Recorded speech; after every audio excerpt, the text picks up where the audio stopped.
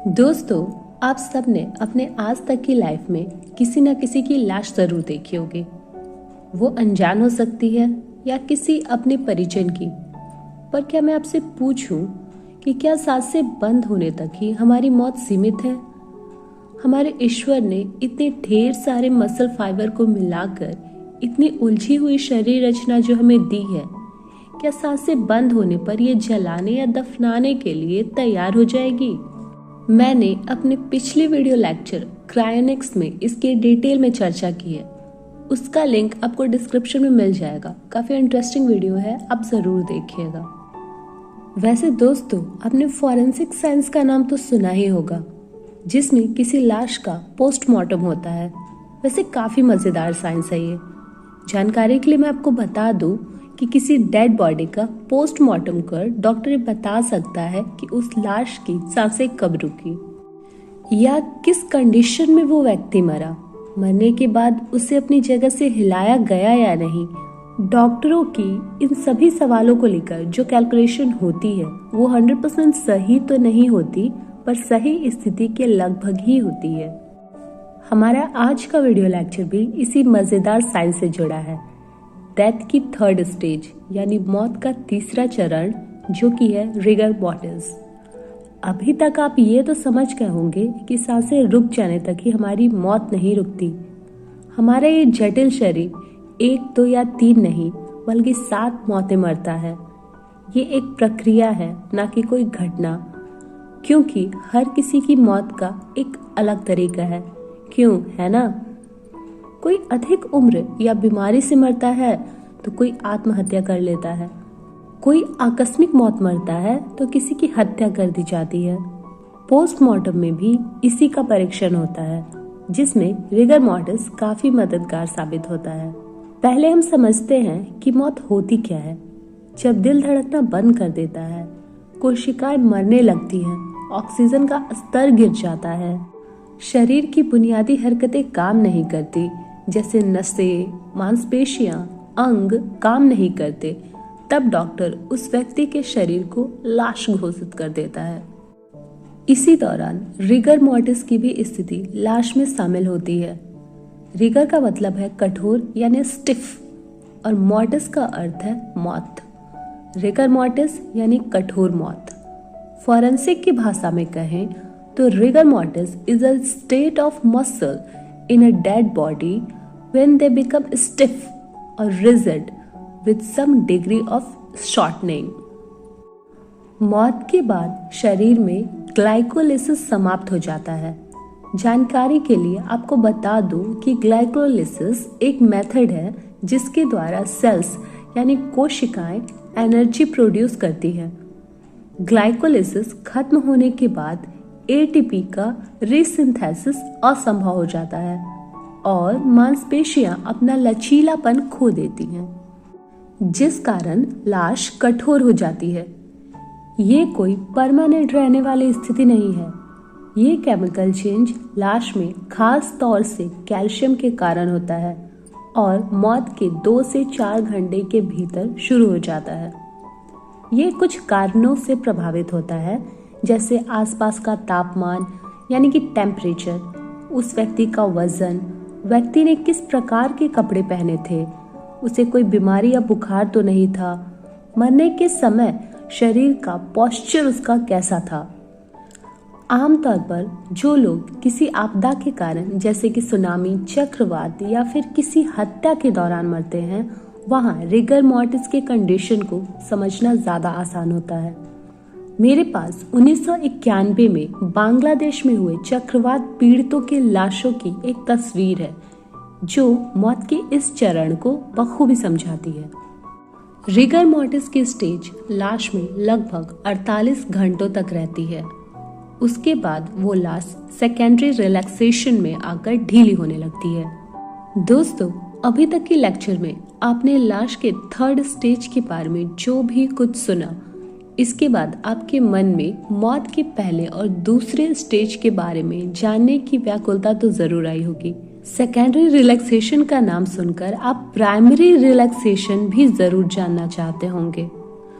मैं आपको मौत के सभी स्टेजेस के बारे में तो नहीं बता सकती, क्योंकि वीडियो काफ़ी लंबी हो जाएगी, लेकिन 4 स्टेजेस के बारे में पूरी जानकारी दूंगी, जिसमें से आप रिगर मॉर्टिस के बारे में जान चुके हैं।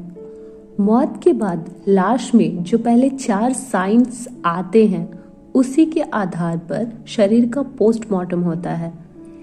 ये देखने लायक जो परिवर्तन होते हैं वो हृदय की धड़कन बंद होने और नर्वस सिस्टम के बंद होने के बाद पहले 24 से 48 घंटों में शरीर में होते हैं।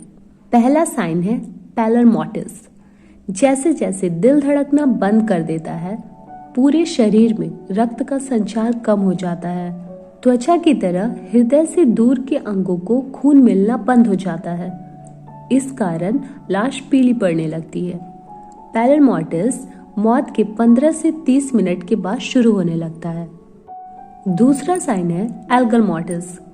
जैसा कि हम सब जानते हैं कि मानो होम्योथर्मिक है, जिसका मतलब है कि हम अपने अंदर के शरीर का जो कांस्टेंट तापमान है, जो कि 37 डिग्री सेल्सियस है, उसे हमेशा मेंटेन रखते हैं। हमारे भीतर जो गर्मी होती है वो कई तरह के मेटाबॉलिक रिएक्शंस के कारण उत्पन्न होती है। यह गर्मी हमारे गहरे अंगों जैसे कि लीवर, ब्रेन, हमारे बाहरी भागों जैसे त्वचा तक खून पहुंचाने जैसे कामों में खत्म हो जाती है। हमारी त्वचा की पहली परत के नीचे एपिडर्मिस कैपिलरीज या कह ले एपिडर्मिस केशिकाओं का एक नेटवर्क होता है। ये कैपिलरीज शरीर द्वारा प्रोड्यूस की गई गर्मी को हवा में छोड़ने की अनुमति देती है। हृदय की धड़कन के बिना खून गर्मी वितरित नहीं कर पाता, या कह ले कि खून अपने साथ गर्मी नहीं ले जा पाता और शरीर के तापमान को नियंत्रित नहीं कर पाता। इससे शरीर का जो तापमान है बाहरी तापमान के साथ संतुलित हो जाता है। यदि बाहर का तापमान 37 डिग्री सेल्सियस से कम है तो मौत के बाद पहले घंटे में शरीर का जो टेम्परेचर है 2 डिग्री कम हो जाएगा और फिर हर घंटे 1 डिग्री कम होता जाएगा। एल्गर मॉर्टिस मौत के समय की कैलकुलेशन करने का सटीक तरीका नहीं है, क्योंकि यह बाहरी मौसम और स्थिति के अनुसार अलग अलग होता है और इस बात से प्रभावित होता है कि लाश ने कपड़े पहने थे या नहीं। तीसरा साइन है रिगर मॉर्टिस, जिसके बारे में हम पहले ही कुछ बातें कर चुके हैं। रिगर मॉर्टिस से पहले सभी मांसपेशियां प्राइमरी रिलैक्सेशन में आ जाती हैं। ऐसा इसलिए होता है क्योंकि मौत के बाद ब्रेन की जो एक्टिविटी है तब तक कम होती रहती है जब तक कि वो बंद ना हो जाए। इस दौरान मसल्स को संकेत मिले बिना मसल्स प्राइमरी रिलैक्सेशन में रहती है। ये मौत के 1 से 2 घंटे तक रहती है। आराम करने वाली मांसपेशियां पलकें, उंगलियां और पैर की उंगलियां होती हैं। इस स्टेज में लाश आमतौर पर पेशाब या गैस रिलीज करती है, क्योंकि इन्हें कंट्रोल करने वाली जो मांसपेशियां होती हैं रिलैक्स करने लगती हैं। इसी के बाद होता है रिगर मॉर्टिस। प्राइमरी फ्लैसिडिटी या रिलैक्सेशन के बाद पाचन एंजाइम यानी डाइजेस्टिव एंजाइम के टूटने के कारण रिगर मॉर्टिस में मांसपेशियां सख्त हो जाती हैं। यह सेल्यूलर ब्रेकडाउन शरीर के डीकम्पोजिशन का एक सामान्य हिस्सा है और इसे ऑटोलिसिस कहते हैं। जैसे कि मैंने आपको पहले ही बताया था कि ये केमिकल चेंज है जो कैल्शियम आयंस के कारण होता है। मैं आपको ज़्यादा बायोलॉजी टर्म बताकर कंफ्यूज नहीं करूंगी, बस इतना समझ लीजिए कि रिगर मॉर्टिस का स्टेज थोड़ा लंबा होता है। इस दौरान शरीर के अंदर हर तरह का डीकम्पोजिशन चल रहा होता है ताकि बॉडी को सेकेंडरी रिलैक्सेशन दिया जा सके, वापस इस नेचर को सौंपने की तैयारी की जा सके। चौथा साइन है लिवर मॉर्टिस। मौत के बाद खून गुरुत्वाकर्षण के अधीन होता है।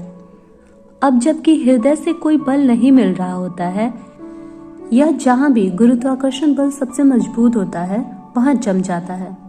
जैसा कि लिवर मॉर्टिस इसका नाम है, इसमें सभी ब्लड वेसल्स टूट जाते हैं और ब्लड जमा होकर एक बैंगनी रंग डेवलप करने लगता है।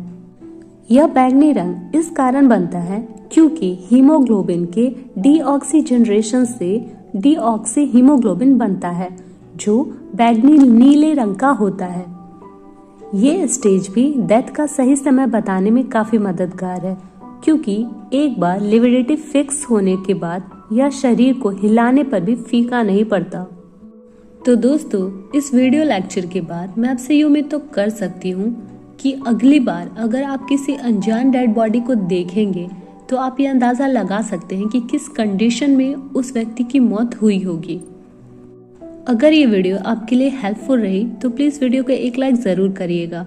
चैनल में नए हैं तो प्लीज़ चैनल को सब्सक्राइब कर लीजिएगा ताकि ऐसी इंटरेस्टिंग और मददगार वीडियोस आपको हमेशा मिलते रहें। वीडियो को एंड तक देखने के लिए आपका धन्यवाद।